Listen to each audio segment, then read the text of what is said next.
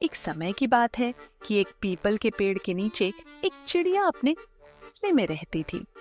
एक दिन वह खाने की तलाश में निकली और काफी दूर चली गई। वहां उसे एक मक्के का खेत दिखाई दिया। चिड़िया ने सोचा कि वह कुछ दिन यहीं रहकर मक्के के दाने चुगकर अपना गुजारा कर लेगी।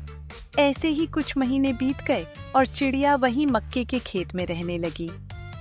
एक दिन किसान ने आकर सारी फसल काट ली, जिससे चिड़िया के पास खाने के लिए कुछ नहीं बचा।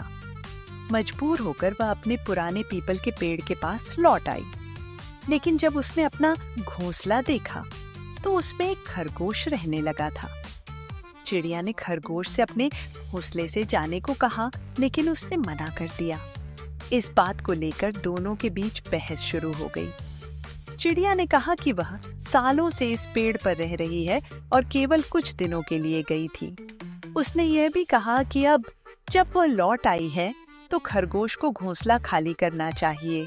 लेकिन खरगोश ने तर्क दिया कि चिड़िया को अपना घर छोड़कर नहीं जाना चाहिए था और इतने समय तक उसकी गैर मौजूदगी के कारण वह इसे अपना घर मानकर रहने लगा है। उनकी बहस बढ़ने लगी और यह विवाद सुलझाने के लिए आसपास के जानवर इकट्ठा हो गए। हालांकि कोई भी जानवर दोनों को संतुष्ट नहीं कर सका।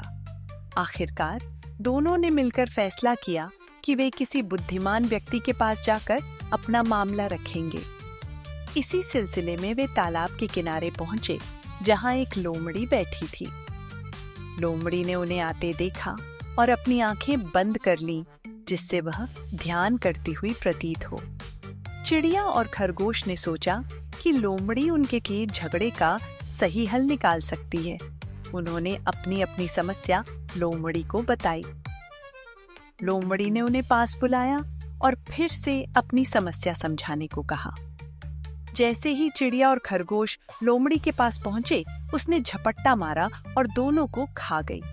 इस तरह उनकी समस्या का अंत बहुत भयावह तरीके से हुआ। कहानी से सीख: हमें कभी भी किसी अनजान पर अंधविश्वास नहीं करना चाहिए, चाहे वह कितना भी बुद्धिमान या मददगार क्यों न लगे।